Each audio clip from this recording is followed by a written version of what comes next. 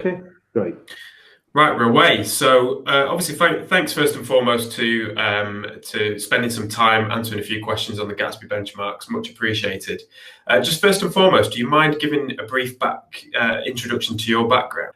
Yeah, so I'm Tristram Hooley. I've been a researcher on careers and career guidance for, well, quite a few years now, over a decade. And before that, I was involved in practice of various kinds, and particularly helping researchers develop their careers.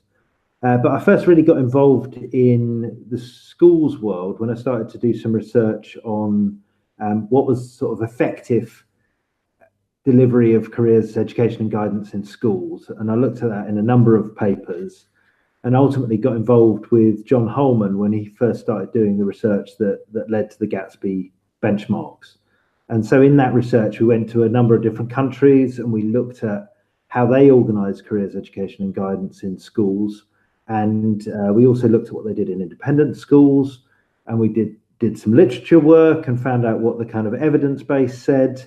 And we put that all together and did a kind of survey of state schools to see where their practice was. And what we found out was that we could define what best practice looked like, and that most schools were quite a long way from it. And that's really where the idea of the benchmarks came from. It was the idea that we wanted to create a sort of aspirational set of ideas about what would be good practice in schools.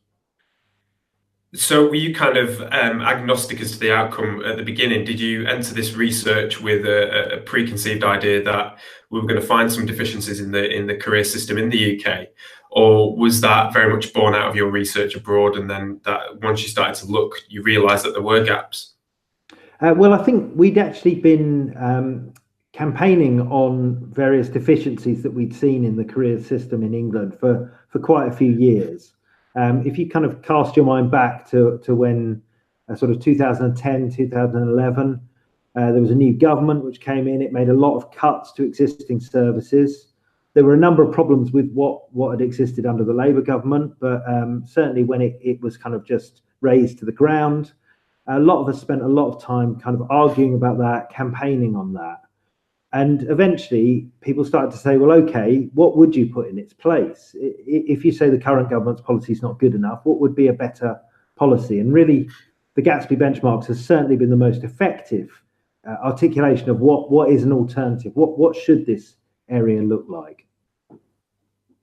Are there any particular, so during that research process, you went abroad, are there any particular instances that stand out in your mind as being particularly good practice? Did you think that this is fantastic if we could translate that into what goes into in UK classrooms, that this would be amazing? But are there anything that sticks out in mind? Yeah, so this one thing that we should be clear about is that there's no kind of one country that solved this completely, and there's no sort of perfect, you can't go to anywhere and find anything that's kind of completely perfect. The Gatsby benchmarks is very much a composite of what we found across a lot of different countries. It's not just a kind of, we didn't just find something in Germany or Finland and say that's it. Having said that, there are some really good things that we can see. So, for example, the idea of the careers leader that we've really focused on recently, and that we focused on in our book, was really drawn in many ways from a situation that they have in the Netherlands. And so the idea that you have someone in the school who's responsible for careers and has a sort of specialism in that, we drew that from there. Also from Finland, which is where a lot of good educational ideas come from. But we were also really influenced by, in Germany, the relationship that they had between the public employment service, so what's the equivalent of the job centre, and the school, and the way that enabled them to make stronger links with vocational learning, apprenticeships, and employers. We thought that was very powerful. So there was lots to learn from everywhere we went. And one thing I would say is that it's absolutely not the case that England is kind of terrible and everything was bad and awful before we started. There was lots that was good here as well. Mm-hmm. But what we've tried to do is to say, well, look, if we want to have the best in the world, what would that look like? Yeah, so it's really an aim towards a world-class careers provision for young people, so that they can obviously choose the right pathway once they leave school or college. Yeah, absolutely. It's about providing young people with the kind of mix of activities and learning and opportunities that they need in order to develop their career so that they can make a transition and then build an effective career once they have made that transition. And do you see that the advice leading towards that transition having changed quickly over the last sort of 10, 15 years? It wasn't so long back where the kind of advocacy of going to university was really strong, and obviously a kind of a staple of careers advice. Do you think that the change in technology, the change in economy has driven a need for a new model in terms of careers advice? Well, I think careers advice has always got to be on the side of the individual rather than on the side of a kind of government agenda or a particular kind of short-term economic need. So what you're doing when you're providing people with careers education and giving them careers advice is helping them to find out about themselves, but also about the world that they might participate in and figure out where they might best fit.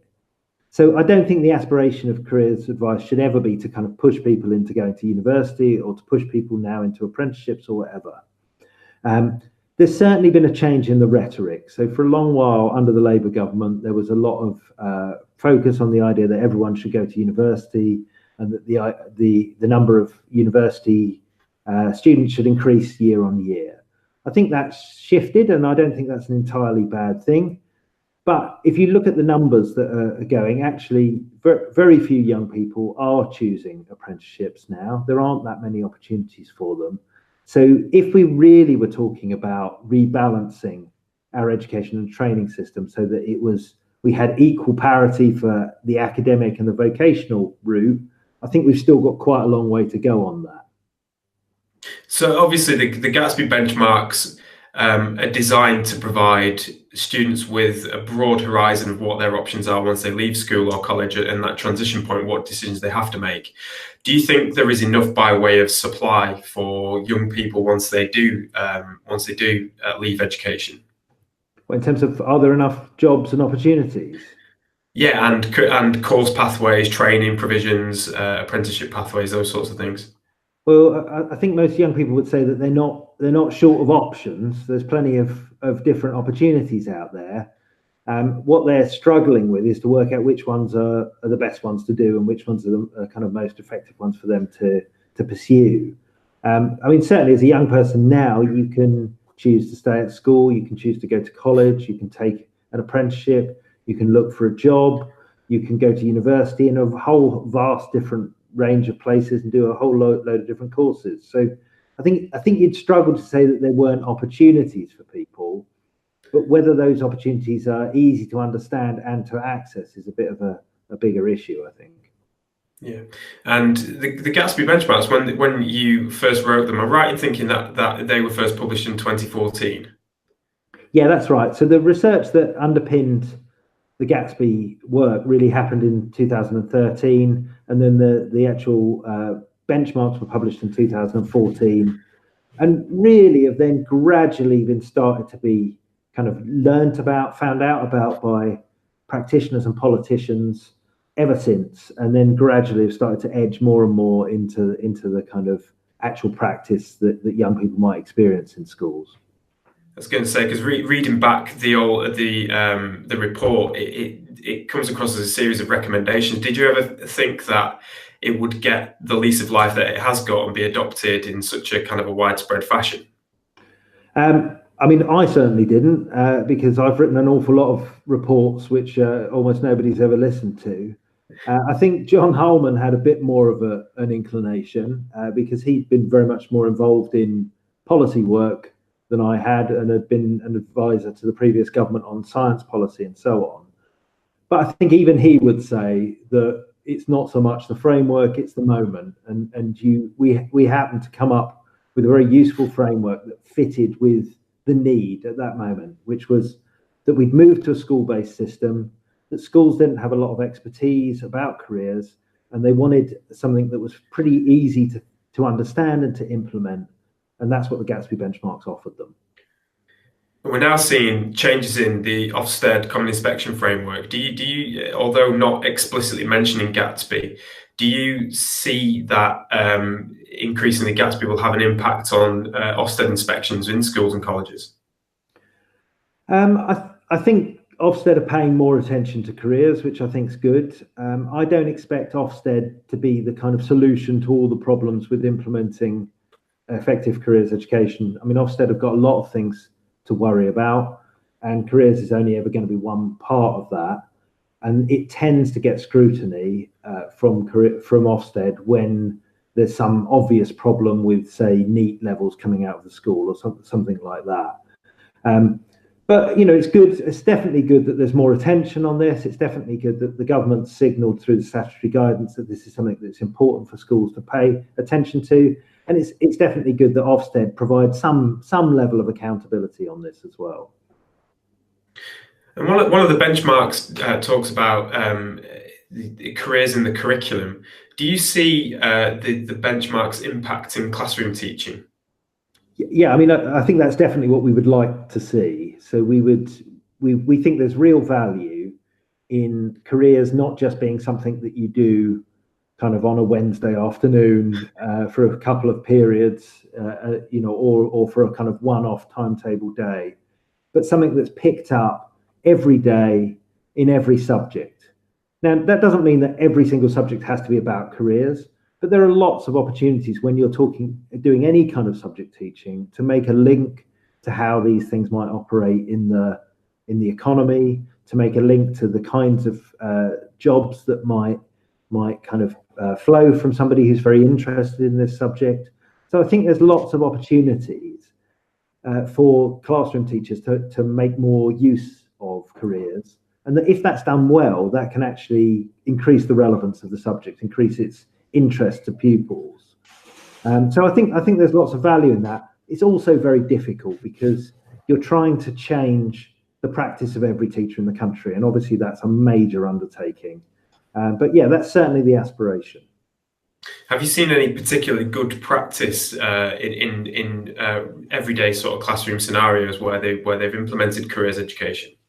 Yeah, I mean, there's lots of. I mean, you can find it done well in lots of places. I mean, a lot of the STEM subjects really led the way on this, and they looked at, for example, bringing someone in from industry to demonstrate a particular chemical process. How does that work in an industrial context? So it's making the link to the kind of workplace and work relevance, rather than explicitly kind of banging on about careers per se. But I also saw a really interesting program where they brought in an employer from the publishing industry, and they talked about the creation of a book in an English lesson. So if you're talking about English literature, actually thinking about, well, how does this book get created?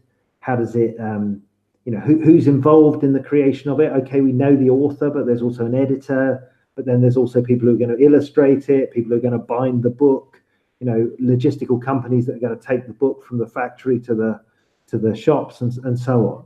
And so, I mean, that's a nice example which really tried to look at a subject-based curricula in case of literature, and look at how did that translate into hundreds and hundreds of jobs that people potentially could consider if they were interested in that subject.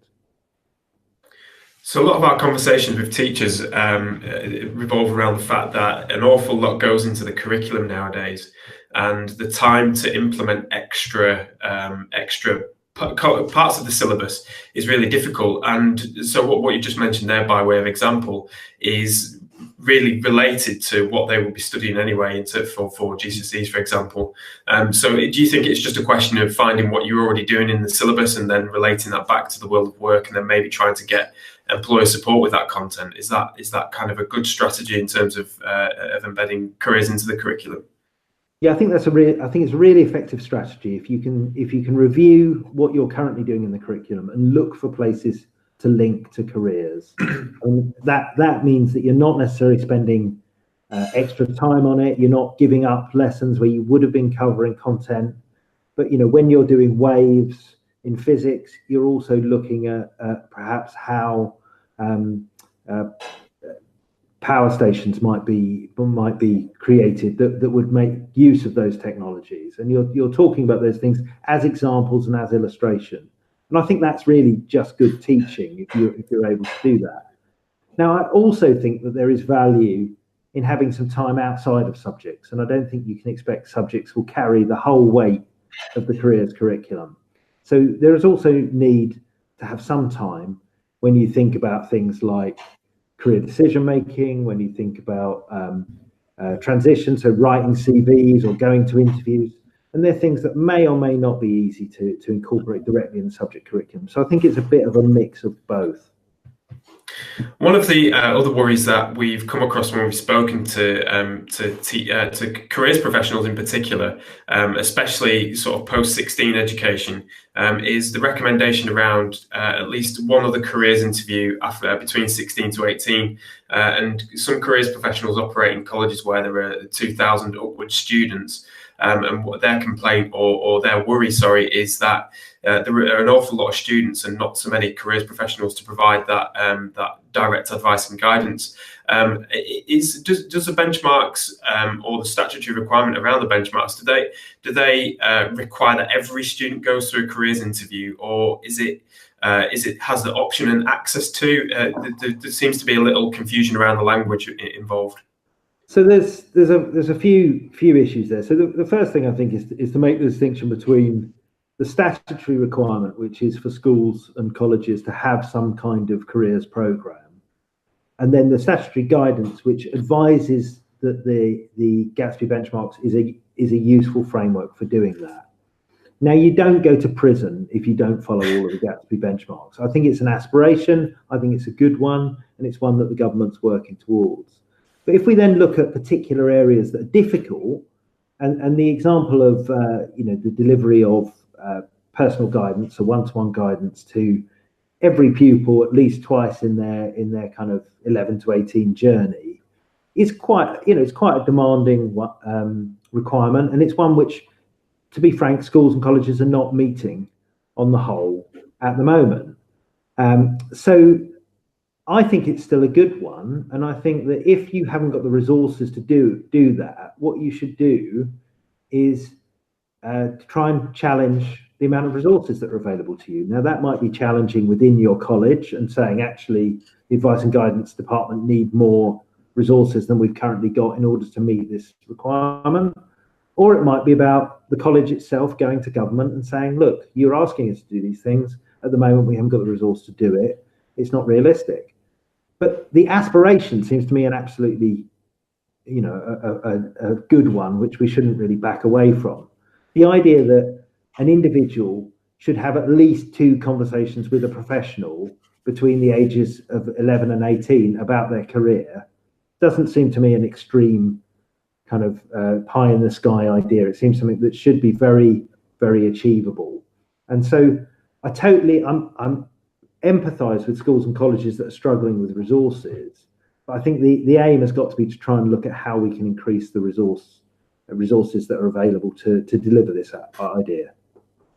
Obviously, one of the challenges around that is the traditional model of a careers interview is that a student goes in to see their careers advisor in an office and then goes through the process of exploring particular career pathways that might be of interest or particular qualifications that the student might have to do to achieve their aspirations. Are there any different workflows that you may have seen or uses of technology that kind of speed up or expedite that process or make it less time intensive in terms of the careers professionals' time?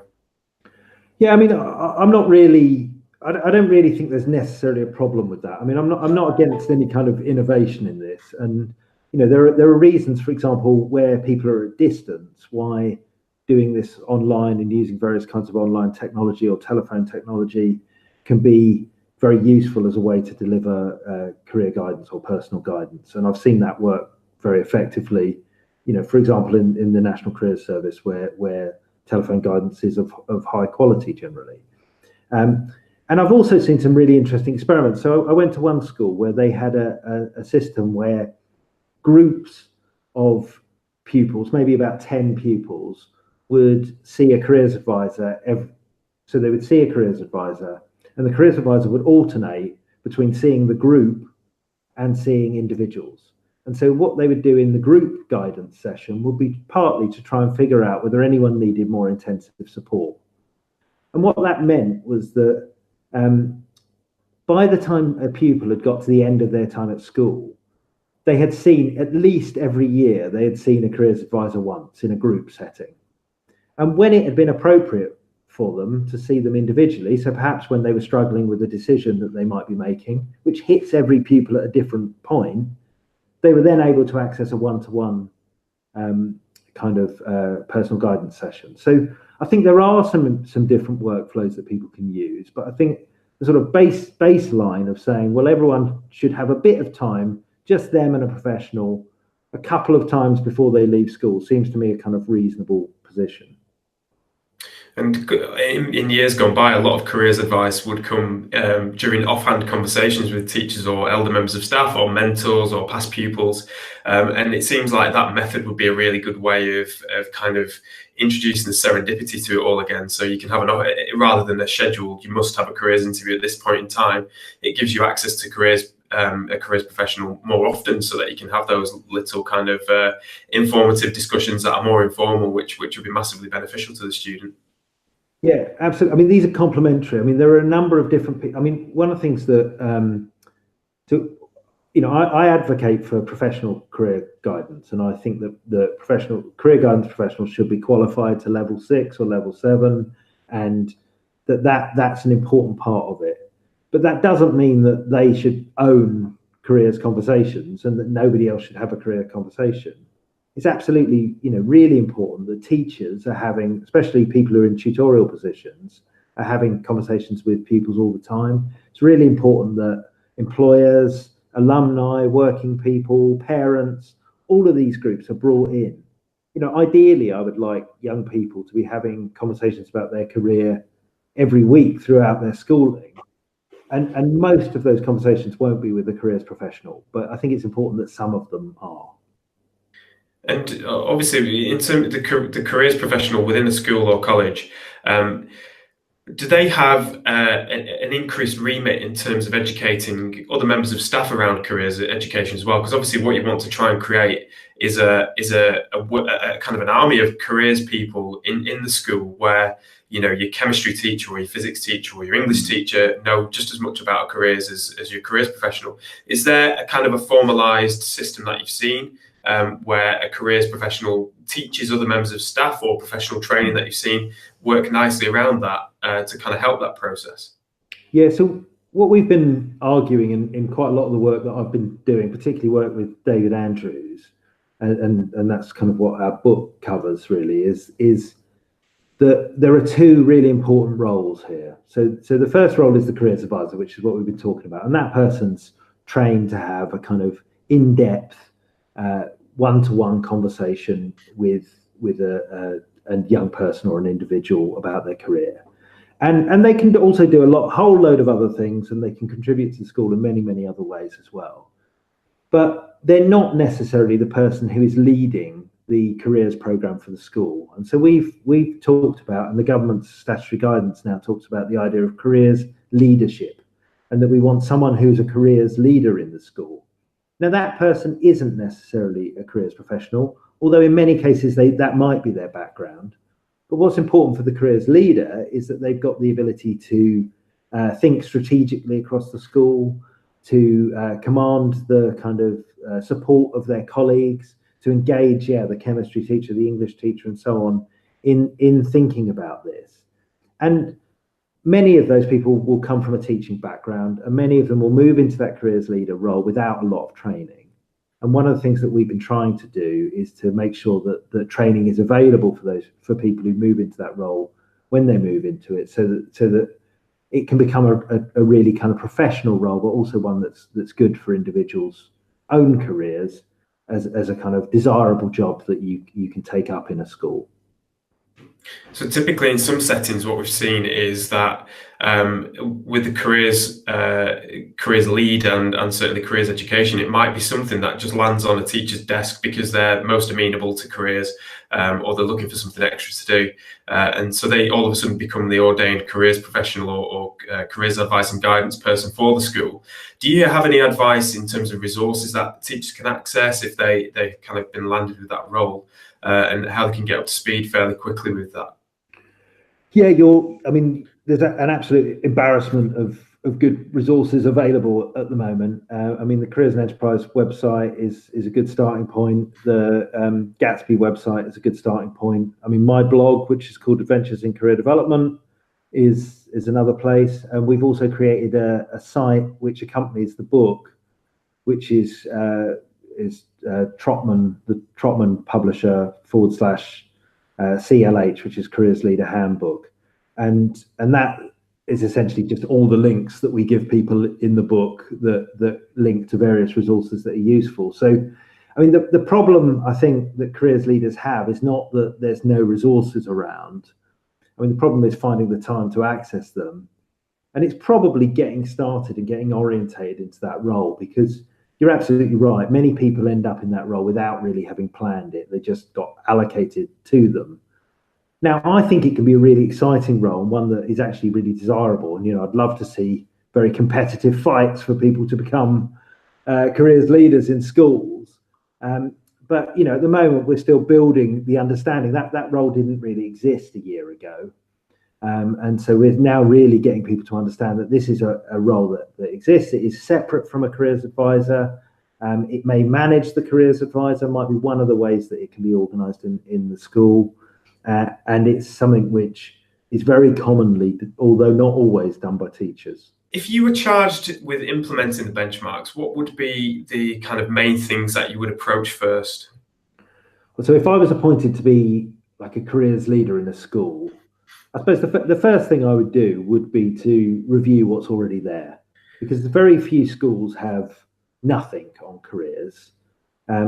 So I would look at what was there. I would look at the things, and I would try and notice particularly the things that weren't called careers. So there are lots of activities that schools do which exist under various names: character education, STEM clubs, sort of enrichment activities, personal development programs, all sorts of things like that, which have very strong relationship to careers education. And so I'd seek to map all of that kind of stuff.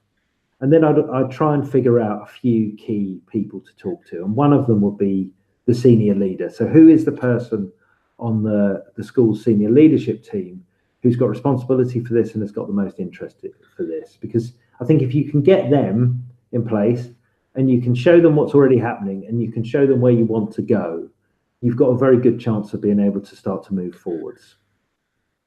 So if there were to be a change in government over the coming years, do you envisage a focus away from things like Gatsby? I'd really hope not. I mean,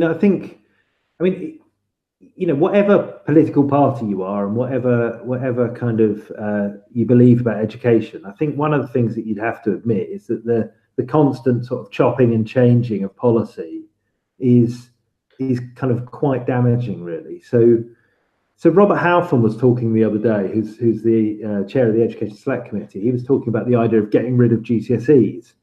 And although in some ways I can see the logic of what he's saying, and I have some sympathy for it, a lot of me just thinks, don't kind of come in and make radical sweeping changes. We've just changed all of the grading for the GCSEs.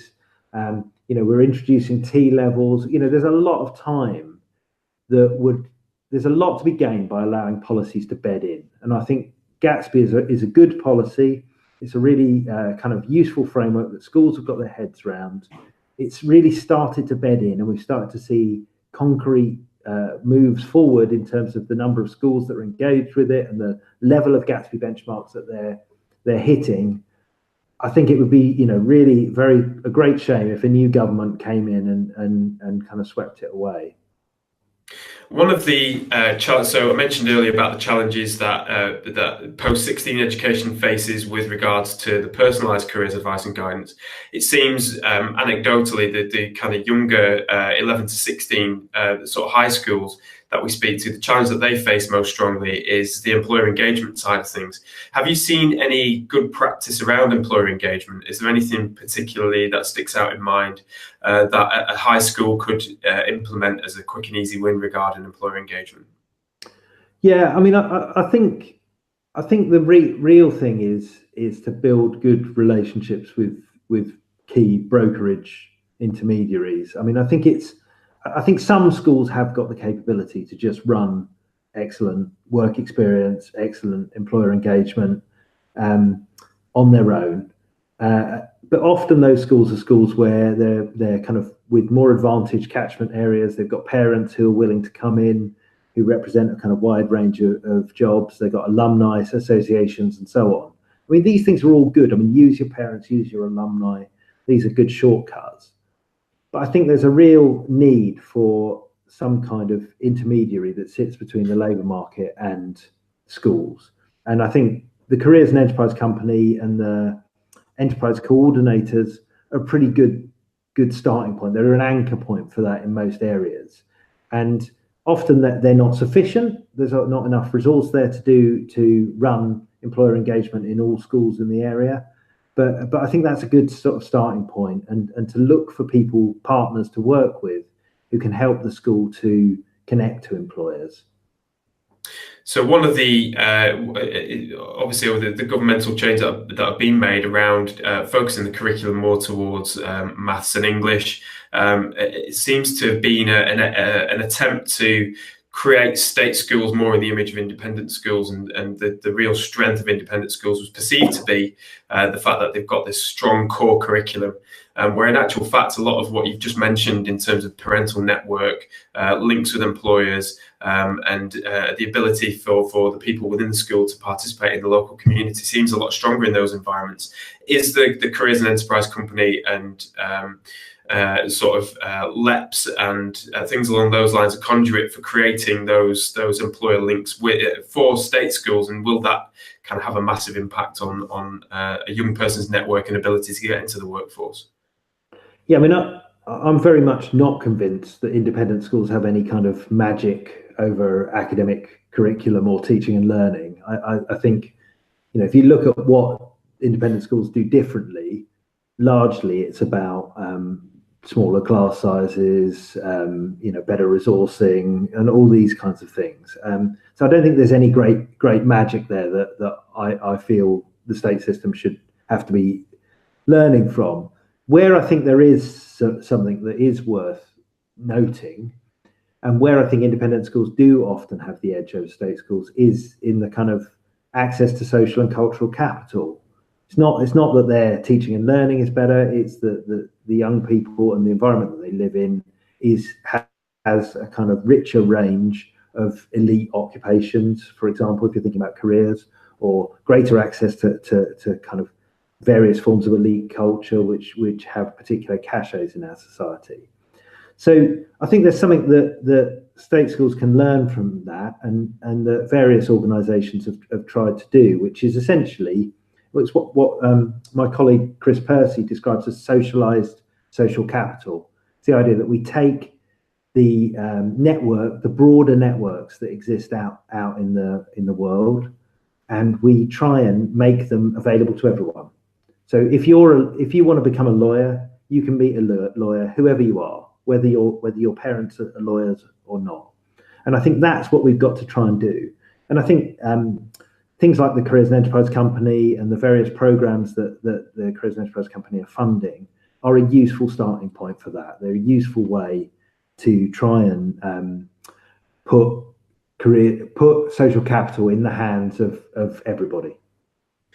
Yeah, one of the great things about doing that is it actually makes a career like that seem achievable to a young person. So, and I assume that is one of the aims that lies at the heart of the Gatsby benchmarks. It's if you increase exposure for young people to a whole host of different career pathways that they might never have envisaged, then it will increase aspiration in the classroom, and it will increase the desire to want to pursue different career pathways. Is there anything else extra that a careers professional within a school, or a teacher even, or a parent could do to kind of facilitate that for a young person? Is there any other kind of connections they could make, or organisations they could hook into to increase that network for the school of professionals?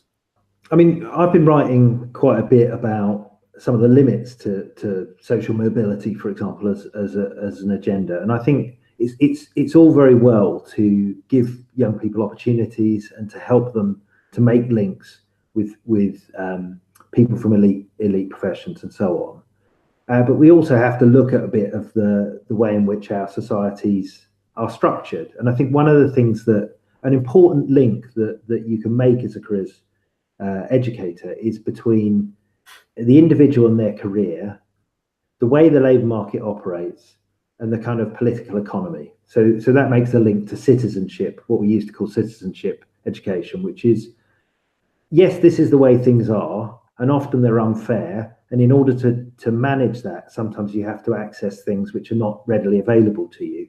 But you also have to think about why things are unfair and whether there's anything you can do to change that in terms of citizenship and so on.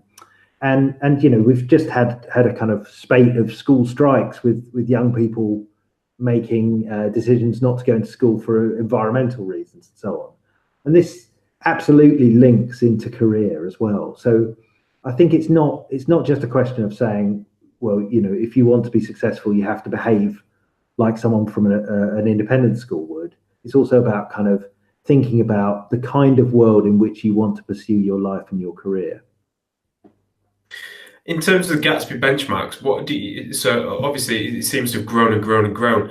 Do you have a particular aim for the legacy that it'll leave? Because obviously it seems to me that the core principles behind it and what it's trying to achieve has got the potential to have a real lasting impact for a generation entering the world of work. Have you thought that far ahead, or is that kind of something that has just grown legs of its own accord? Well, I think we're a little bit away from kind of a post-Gatsby world, in that, I mean, sometimes people have said to me, oh, do we need something new now we've done Gatsby? And I think, well, we're actually a long way away from having done Gatsby, in that what I think you're trying to achieve with any kind of policy change is you're trying to make it into the new normal. So, we don't really have debates in this country about whether we should have a health service anymore. That's become a normal, but obviously at one point that wasn't normal. And I think we shouldn't really be having debates about whether we need careers education. It should be normal. It should be an expected part of education that is something that is provided. And hopefully Gatsby takes us there. Now, I don't think Gatsby is the end of the road. I think there's lots of things you can do beyond that. And in some aspects of it are the bare minimum. Two encounters with two bits of work experience while you're at school. That's not a huge amount. 2 encounters with an employer, that's not a huge amount. 1 encounter with an employer every year. These are kind of, they look like big jumps from where we are, but you can see them as the bare minimum really for something to be actually effective.